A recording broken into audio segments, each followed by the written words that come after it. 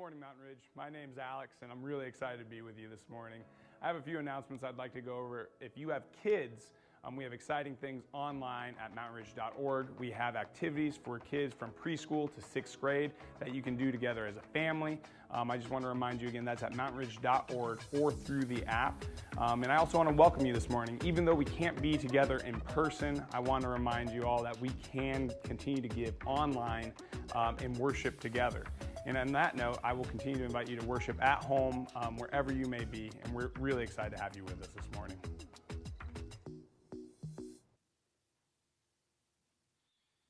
Good morning. Let's all stand together in our homes and worship.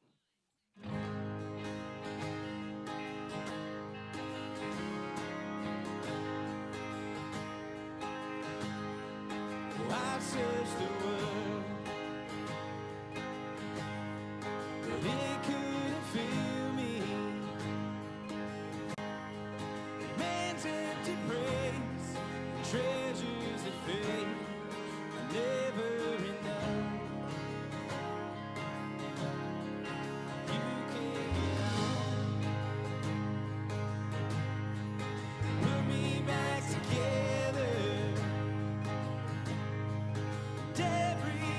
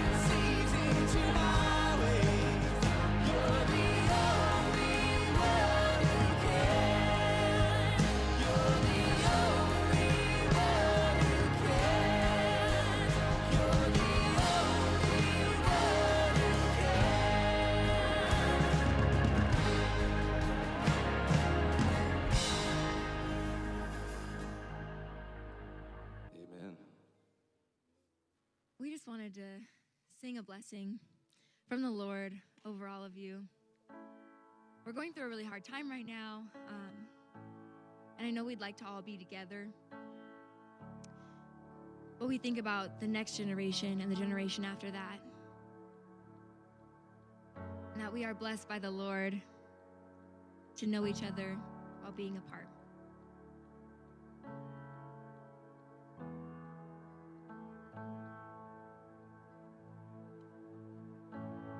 Lord bless you and keep you.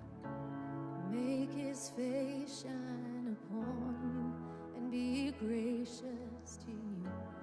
The Lord turn his face toward you and give you peace.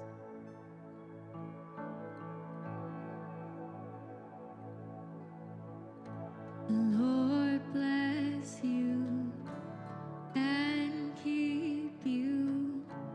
Make his face shine upon you and be gracious to you. The Lord turn his face toward you and give you peace.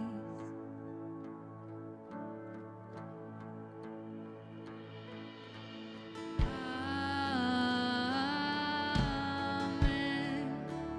Amen. Amen. Amen.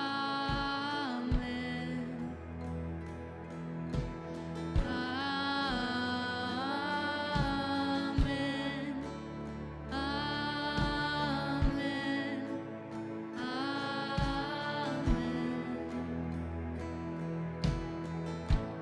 Lord bless you and keep you. Make his face shine upon you. Be gracious to you. Lord turn his face towards you and give you peace.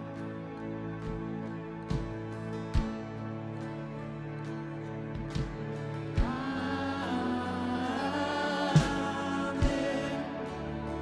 Amen.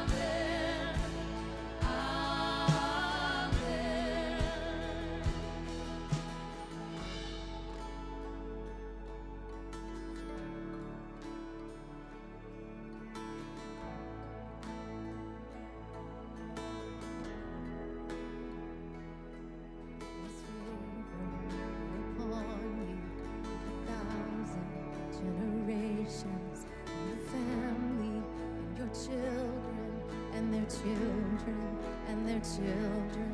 May his favor be upon you, and 1,000 generations, and your family, and your children, and their children, and their children. May his favor be upon you, and 1,000 generations, and your family, and your children, and their children, and their children. May his favor be upon you, and 1,000 generations, and your family, and your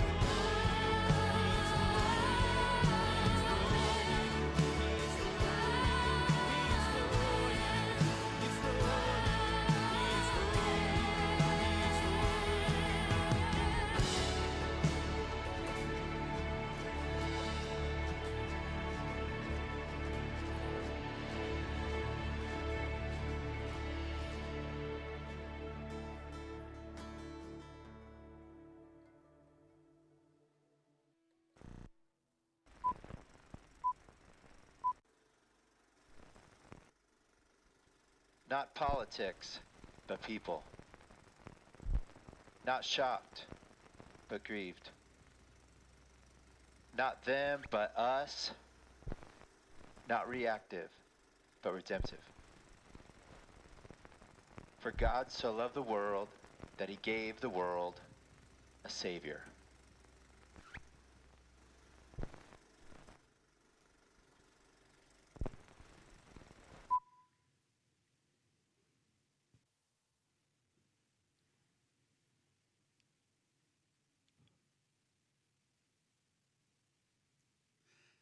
Well, it was about 15 years ago. First time I had ever tried this out. I got onto an internet message board, and I know today that seems, actually they're old-fashioned now, but 15 years ago they were kind of a big deal. And I got on this internet message board, and it was a fan site for Arizona State University football. And I loved it because I could get on there, and at the time, again, you know, this was a long time ago, once or twice a day I'd get on there and just see, did anything happen? Was anybody talking about the team? Was there something I needed to know? And what was getting ready to happen for the season? All that kind of stuff. And so I loved checking this out because it felt like a great place to talk about something I really cared about. Well, it didn't take very long, maybe a week or two into this, that I pulled it open one day, and at the very top of the page, some guy who apparently was a fan of the school that shall not be named south of us, they had posted something very negative about the team, about the quarterback, used some inappropriate language, just kind of attacked the fans, and I felt like, this can't stand. This is unacceptable. And I busily started typing my reply. And as I'm typing away, I realized after a while, I had gone for a whole page already. And I finished it up, and I hit send, and I thought, I'm going to get this guy. I mean, he's going to read this. He's probably going to come away in tears. He's going to be apologizing how wrong he was and how dumb he was. And I'm just going to win the day by making this post. And I waited. Nothing happened. And I waited some more, another day or two. Nothing happened. I thought, well, this is odd. Maybe he's just in this shame tunnel that he can't get out of, you know. So I would put again, this is old school internet, bump and hit enter. And that would push the thread back to the top of the page thinking, well, maybe he missed it. Maybe he didn't see it. And I kept doing this over the course of several days, kept bumping it up to the top, and no answer, no reply, no nothing. And finally, one of the board admins sent me a message, and he said, it was very simple. It said, don't feed the trolls, which was internet speak for there's some people out there that just want to pick a fight, and they don't really want to have a conversation. They just love getting under other people's skins. And it kind of reminded me of something my grandmother used to say, and I don't know where she got it from. She grew up in Oklahoma on a farm, so maybe it came from there. But she said, don't wrestle with a pig because you both get dirty, and the pig likes it. And that was her way of saying, look, there are times, there are places, and there you go. There are times and places where people really don't want to have a conversation. They want to have an argument. Or worse, they just want to see if they can fire you up. If you don't like the pig in the mud from Oklahoma, then maybe you remember Alfred the butler talking to Batman when he told him, why would somebody do the things that were being done? And he said, sometimes, sir, people just like to watch the world burn.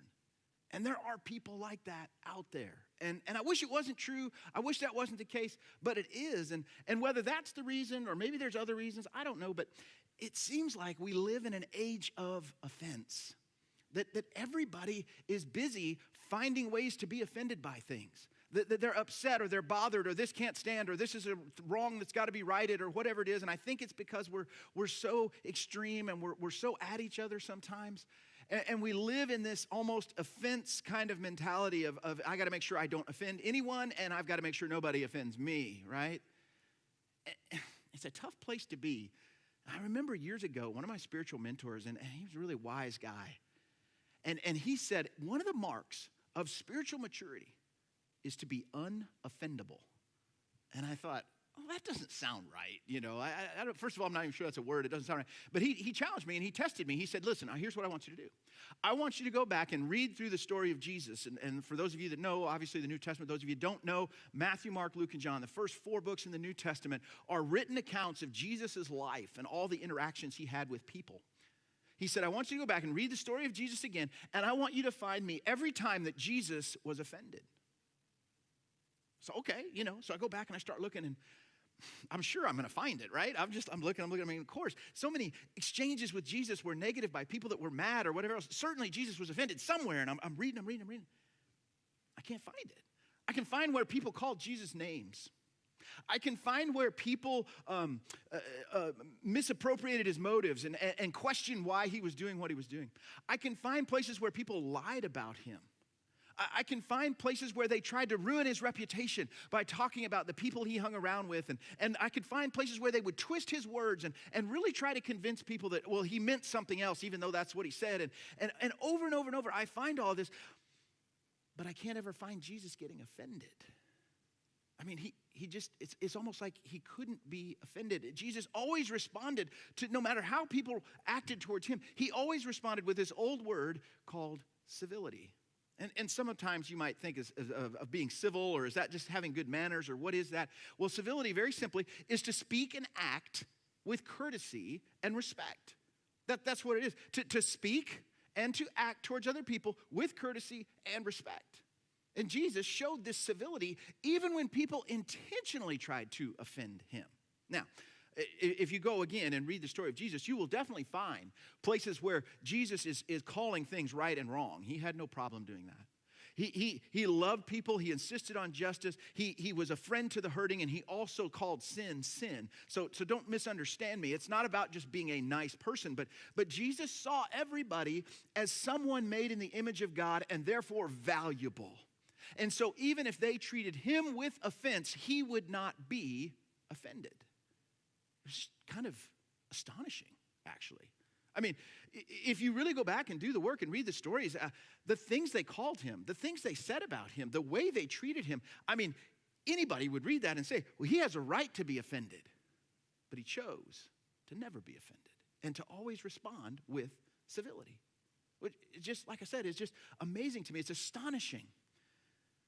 But if you're a follower of Jesus, did you know that the same Spirit that lived in Jesus, that allowed him to respond with civility, that even raised him from the dead, is that much power, that same Spirit lives in you, that you too can actually live an astonishing life just like he did, because that same Spirit lives in you. About 2 weeks ago, we started this series called Woke, and we talked about the idea that there is a sin called racism, that there are definitely races, but that God created all races. God created one race, really, and we just have different faces. And as we talked about that, we realized that one of the best things we could do, and one of the things I said from the very beginning when the George Floyd incident ripped through headlines, one of the first things I said was, we need to be peacemakers. Peacemakers. And it comes right out of Matthew 5:9, which is Jesus' words. He said, blessed are the peacemakers, for they'll be called the children of God. So Jesus was in favor of this, but I actually got a little bit of pushback. And to be honest, I kind of agreed with the pushback I got. The pushback was, is that enough? You know, that sounds really, really passive. Like you're just kind of saying, okay, well, if somebody gets crossways with you, you should try to figure out a way to be at peace with them, and then that will be good. That's all you need to do. And it's a very passive understanding of what it means to be a peacemaker. And as I thought about that, I thought, well, everything I've ever tried out that Jesus has said has always worked. But I kind of agreed. Maybe that's too passive. What does this mean? And so I had to go back. I had to go back and look again. What does it mean to be a peacemaker? And I did a little bit of research, and here's what I found. When Jesus said we should be peacemakers, he based that on a concept. If you've ever been around anybody that's Jewish or from the Hebrew culture or anything like that, he based that on a concept called shalom. Now, shalom is what we translate as peace, but it's a much, much bigger idea than what we mean when we say peace. Just a very simple sketch of this. Shalom is the idea not only that there should be peace among people, but that I bring peace with me if I have shalom. And in other words, it's not enough to just be a passive, let's make peace if there's a problem. It's actually an active thing that I am injecting peace into every situation I find myself. And so you could actually say it this way, that instead of just being a peacemaker, and that's not a bad translation, but another way to think about it is, be a peace bringer. That it's my job as a follower of Jesus to bring peace everywhere I go, into every situation I encounter.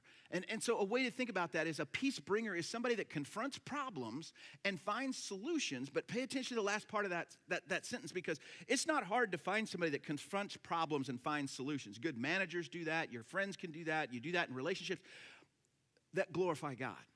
That glorify God. See, so that's so important as you think about this idea of being a peacemaker and a peace bringer. And what civility does, civility that Jesus showed, this unoffendableness, is actually how you go about being a peace bringer. And I know that's a lot of ideas floating around. And so one other suggestion, and I think if you've got a Bible or you like to follow along in the app, Ephesians chapter 4 is going to give us a great example of what this looks like. It's about 2,000 years ago. Paul had started a church in this city called Ephesus, and he did what he always did. He would go there, he would get the church started, he'd get them up and running, and then he'd go to another place to start another church. And he had done that, and he had left this little group of Jesus followers in this city called Ephesus, and he knew they were in a tough spot. There were not a large number of them, and they were in a culture and in a city that didn't really want them there, right? That at best thought they were a little bit weird, and at worst thought that they were actually the problem. Like whatever problems we're having, it's because of them. So it sounds familiar a little bit to me. But not only had all this happened, the culture had begun to turn a little bit hostile. And so Paul is writing to these followers, this small group, and he's telling them, look, here is how you can stay connected to each other and represent Jesus well in a broken and hostile culture. Here's what it looks like. And so he writes to them, and it's in Ephesians chapter 4, verse 29. We'll put it up and kind of read this together. This is the heart of civility. He says, do not let any unwholesome talk come out of your mouths, but only what is helpful for building others up according to their needs, that it may benefit those who listen. And do not grieve the Holy Spirit of God, with whom you were sealed for the day of redemption. Get rid of all bitterness, rage and anger, brawling and slander, along with every form of malice. I don't know about you, whether it's online or in an email or in a conversation or overhearing something when you're out in public. It's so easy to get worked up, isn't it? It seems like as a culture, the way we have learned to communicate with each other is to either say nothing or insist on everything. You know, I'm just going to stay shallow and not say a word and not engage and not talk about anything but the weather or sports. But if we talk about anything slightly controversial, anything emotional, anything where you may disagree with me, it goes from 0 to 100 like that. It gets so intense. And here's what I've noticed when it gets intense. It's easy for us to get snarky, followers of Jesus or not. It's easy for us to post something in anger. It's easy for us to send off that email and really show them who's boss. It's so easy to fall into that. And I think what it's really come down to is if somebody disagrees with us, we feel threatened. If somebody's not seeing the world the way we see it, if somebody even offers to correct us, so often instead of having a conversation, what we want to do is stick them back somehow, right? I mean, whether it's with cynicism or sarcasm or bury them in data, we're just going to get them and jab them and make sure they either give up or start to agree with us. I know I'm guilty of it. I've tried to get my zingers in here and there to prove my point. Leave on a high note. You know, I made the point, now I'm going to run away before anybody can say anything else. And Paul says that's not civility. As a matter of fact, he says you don't have a right, even if you're angry, you don't have a right to be rude. And he says because what that leads to is the brawling and the bitterness and the rage and the anger and the malice and the slander and all the things he said we're supposed to get rid of. But it puts us right in that mode where that's how we're talking and that's how we're interacting with people. And the worst part of all of this, because so far, you could say, well, preacher, you're kind of just telling me to have good manners, right? You know, you're just saying, be a nice guy, say nice things, avoid difficult conversations. No, that's not what I'm saying at all. Because Paul ties this to something very, very important. Don't miss this. He said, when we respond out of bitterness, and rage, and anger, and slander, and brawling, and malice, and all of those things, we grieve the Spirit of God. The Spirit of God who lives in us is grieved. I mean, this is way beyond manners, okay? He's grieved. And what's maybe even doubly bad about this is if we are followers of Jesus and we get into discussion on Facebook, or we get into a conversation with somebody, or we send that email and we're trying to represent God, and we're trying to hold up God, and we're trying to ask people to see the world through God's eyes, and we're doing it in a way that actually grieves God because of the way we've chosen to handle it. You see, civility is not about manners at all. And Paul says we can do so much better, because that same Spirit that lives in Jesus lives in you, and you can do so much better. You can actually actively use your words to build people up, to benefit the people that are listening, to heal and to help. You can use your words in a very powerful way. And not only is that a good thing and being a nice person and all that other stuff, I don't think it's too far to say that brings joy to the Spirit that lives inside us. So see, civility is a big deal. This is not a small thing. This is a big, big deal. And as the church, we've talked about this all throughout this racism series and even the series before. We talked about this idea that you and I are the church. It's not an institution. It's not a building. It's not any of that stuff. It's you and me living life in the world. And Jesus is the hope of the world. And the way that he transmits that hope most of the time is through his church. It's you and me. And like I said, now all of a sudden civility takes on this huge, huge weight. This isn't a small thing. This isn't a choice of just being pleasant to somebody else. There's a whole lot more at stake here. As a matter of fact, Proverbs chapter 18 says that our words have the power of life and death. I mean, there is no more grave stakes than that. Our words have the power of life and death. And so if I'm going to be a follower of Jesus, then it really matters what I say and how I say it.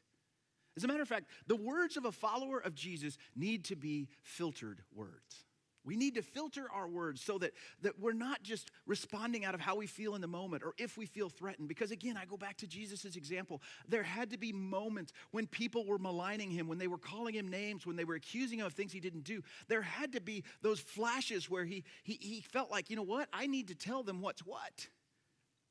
But he didn't, because he never made it about himself.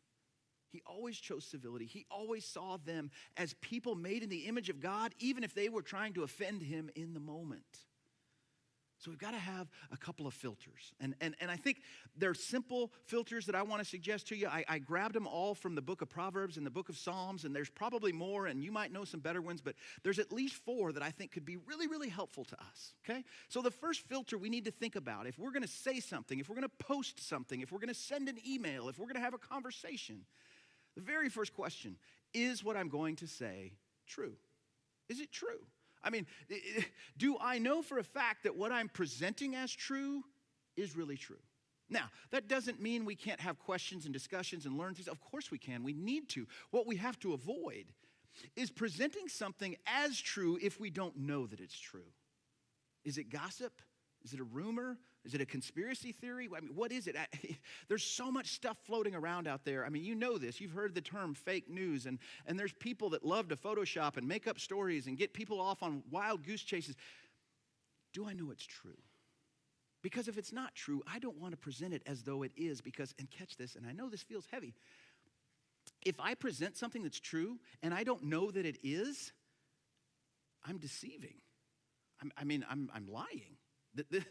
I'm telling you this is true, but I don't really know that it is. We have to be so careful with that. And I think it's fairly obvious. And again, Proverbs talks about this over and over and over. We don't want to be deceptive. We want to speak the truth. That's our first filter. Is what I'm going to say true? Second filter, same thing. Is what I'm going to say helpful? Just what Paul said. Does it build people up? Does it benefit the people that listen? I mean, is it going to be the kinds of things that are going to bring joy to the Spirit of God who lives in me? Then that's helpful. I think another way to think about it is, why am I saying this? Whatever it is I'm saying, whatever conversation I'm having, again, whether it's online and digital or in person, why am I saying it? Am I saying it out of a genuine desire to help? Or am I trying to stick somebody? Am I trying to make a point? Make somebody else feel small or foolish? Why am I saying this? And I know there's 2 more to come, and I know we're just about halfway through, but this does not mean we can't have uncomfortable conversations. Of course we can. This doesn't mean that we'll never have a confrontation. Of course we will. We're people. These things happen. This is how we filter what we say in those uncomfortable conversations and in those difficult moments, all right? So is it true? Is it helpful? And again, it's a simple question. Why am I saying it? Third one, is what I'm going to say personalized? And I know that one sounds a little funky. What do you mean personalized? Basically, this is the idea. Is what I'm going to say, am I saying it to the right person or right people? Because sometimes we shout out to the world and we really only need to talk to one person. And other times we just talk to one person, but we really needed to talk to some other people because we're talking about things that involve them and we're not including them. And so is the audience right? Am I talking to the right people? And just as importantly, am I doing it in the right way? You know this, and I don't remind you of this because I don't think you do, but I fall into this too. Sometimes it's for efficiency's sake. Sometimes it's because it's just quicker, easier, more comfortable for me. But there are conversations you shouldn't have over text, right? I mean, there are many that you can have. Are you going to be there? Yes. What time? 9 o'clock. I mean, sharing information. Hey, I really appreciate you. Those kind of things. Absolutely. But there are some conversations that you shouldn't have over text. There's also conversations you shouldn't have on social media because it's just not the right place. It's not the right forum. It's too easy to be misunderstood. It's too easy for your words to create problems instead of help people. And so you've got to right size this thing. Am I talking to the right person? And am I talking to them the right way? Does it make sense? I know I have found personally that the more emotional the conversation, the more potentially conflict in the conversation, and really even beyond all those other things, the more important the conversation, the more I've got to lean towards being in person, being with that person.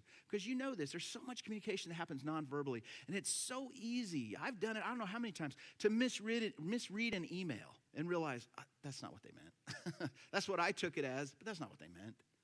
And so is what I'm going to say personalized? And then the last filter, which covers them all, and it covers a multitude of sins, it wraps all our virtues, is what I'm going to say loving. So is it true? Is it helpful? Is it personalized? Is what I'm going to say loving? And this really speaks to how I say it. Again, like I said, there's going to be moments where we have those hard conversations. There's going to be moments where we have to talk about something that's uncomfortable, that's controversial, that maybe there's not agreement on. And you know what? That's okay. How am I going to do that? Can I have the conversation? Can I say the words? Can I filter my words through a filter of, does this look like grace?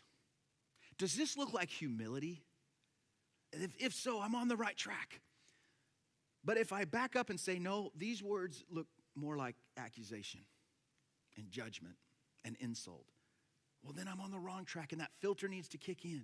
And I know that feels hard. Like, how do you do this? How do you filter all your words and all your conversations? I don't think you got to run through the grid every single time before you speak. I do think we need to realize that our words matter, and it's important that we filter them. Not so that we have good manners, but so that we represent Jesus well, so that we bring joy to the Spirit and not grief to the Spirit. I saw a great example of this the other day. It was a newscast in Oklahoma, and I'm going to show you a video in just a moment of what happened after this that I described to you. But there were two anchors, Alex and Jason. Alex was a white female, and Jason was a black male anchor, and they were doing a story. And they had done one of these kind of publicity pieces where they put a camera at the zoo in some of the animal enclosures, and they showed all the footage of the animals playing and doing whatever they do and all this stuff. And they kind of finished up. They put it in the gorilla enclosure, and they watched some of the gorilla stuff, and then a baby gorilla found the camera. And so he came over, and he's playing with it, and he's pawing at it and sticking out his tongue and licking it and doing all kinds of crazy stuff. And then they cut away, and Alex said to Jason, that baby gorilla looks a little bit like you. And if you don't know this, unfortunately there's a horrible history of people talking about black people as monkeys and apes or chimps or anything derogatory that way. And it goes back to what we've talked about, to say that they're somehow less than, to say that they're not as important. And I don't know if Alex was aware of this or not. I think she was. I don't think she meant it mean-spirited, but she said it. And you can imagine the awkwardness on the set and on the newscast. They kind of quickly wrapped it up and went to commercial, and the producers tried to cover it up and get everything fixed as best they could. And then the next, that day and the next morning, there was all kinds of social media and protests, and she needs to be fired and this and that, and, I can't believe this. And then other people making fun of it and kind of joining in and piling in with racist stuff. And it was this horrible, horrible situation, all because of this comment that was made. But they gave us a great example of civility and what civility looks like. And so I want you to watch how these two, Alex and Jason, addressed this the next day on air. Let's watch this together.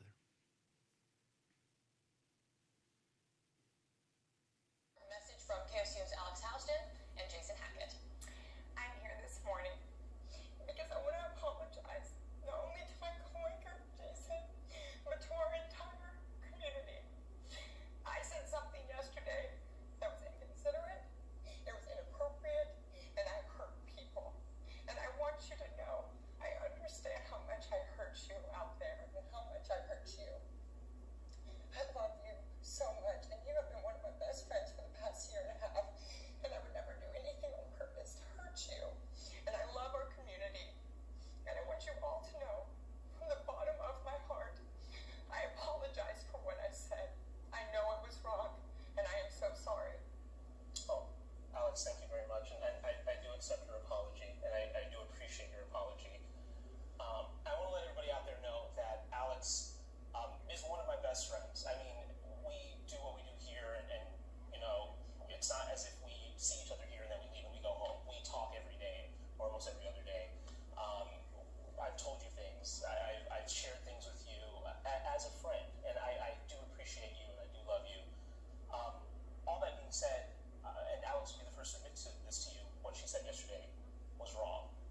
It cut deep for me, and it cut deep for a lot of you in the community. I've heard the phone calls, and I've heard the Facebook messages as well. And I guess coming out of this, I want this to be a teachable moment, and that lesson here is that words matter. There's no doubt about that. Changing demographics here in this country, the demographics are changing. We're becoming a more diverse country, and there's no excuse. We have to understand the stereotypes. We have to understand each other's backgrounds and the words that hurt, the words that cut deep, and we have to find a way to replace those words with love and words of affirmation as well.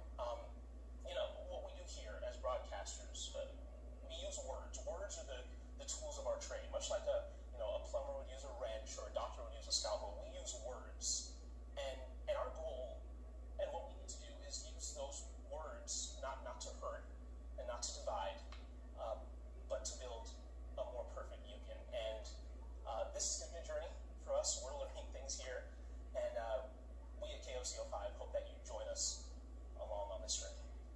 Thank you guys very much. I don't know what Jason's background is, if he's a believer or not, but he modeled civility so well. And he didn't let her off the hook. He was honest that it hurt. He was honest that there was work to do. But he didn't take offense, and he didn't make it about him. He talked about how things could move forward from here. And I just thought, what an incredible example to see it played out. And here's what I know. The world around you is looking for this, desperately looking for people that know how to hear hard things, to even endure offensive things and respond with grace, to show them what it looks like to live in unity, to show them what forgiveness looks like. I'm not talking about being a doormat. Nobody ever accused Jesus of being a doormat. I am talking about responding in such a way that you're a peace bringer, that you respond with civility, and that you model the life that we're supposed to live, because Jesus can speak to the deepest need that anyone has. And through his church, he models what unity and love looks like, and inclusion and belonging. But you might say, but it's so bad out there. It's so ugly out there. If you get on social media, or you're in the wrong office place, or you're connected to people that have nothing to do with God and want nothing to do with God, you think, oh, it's just so much easier to retreat and pull back and not engage that stuff. I just don't want to be around it. I don't like it. it may be too bad. We just need to wait, right, until God does something. You know why it's so bad? Because they need Jesus that much. That's why it's so bad. And like I said, we have this incredible opportunity, and racism happens to be the topic that has drove most of these conversations the last couple of days. But you know what? You could substitute it with any sin. We are separated from God. And the reason it is bad is because the separation is deep. And he's called us, you and me, to love and follow Jesus and to invite other people to do the same. That is the rescue plan. It's the only rescue plan. It matters how we do it. We do it with civility. We filter our words. We live our lives as peace bringers. And I want to invite you to join me in that. If you've had a hard time with it, now's the time to get on the right track. If you don't know what it is like to follow Jesus, now's the time to step into that. So I want to invite you to pray with me, and then we're going to kind of conclude our services with a few more words at the end. But let's pray together right now. Father, thank you so much for who Jesus is and what he's like. And so many of the things he does are so far beyond what seems possible, what seems normal or right. So many things in me want to go against the natural response is not to act like him. And so, Father, I pray that you would help those of us that know you, those of us that trust you, those of us that want to follow you, to filter our words, to speak words that bring joy to the Spirit, to live life as peace bringers, to show the people around us that no matter how bad it is, no matter how dark it is, there's something so much better. Father, I pray for those that do not know you, maybe watching today because they're stuck at home or bored or whatever it might be. Pray that you would speak to their heart as well. That call them towards yourself. Show them what it looks like to know and follow Jesus. It's in his name we pray. Amen. I want to share just a couple quick things with you. And very, very much right off the bat, I want to talk to you about your next steps.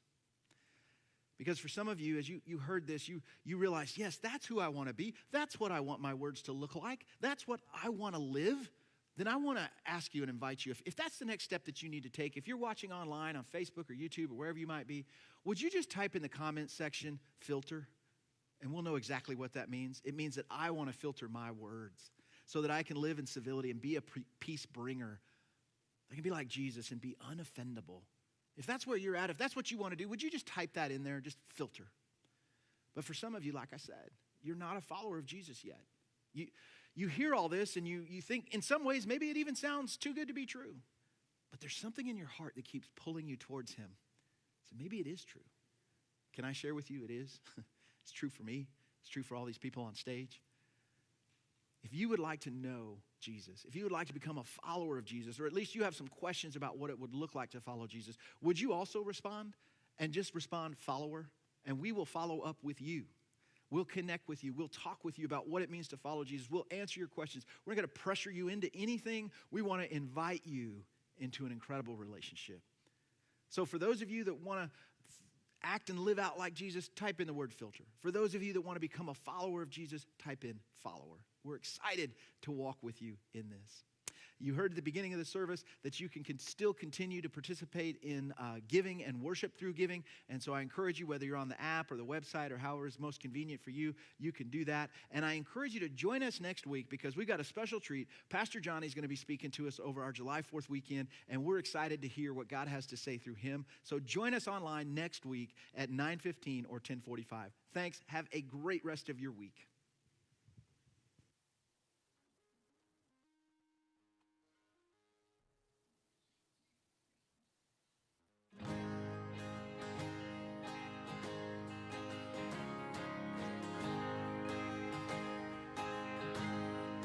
Oh, I've searched the world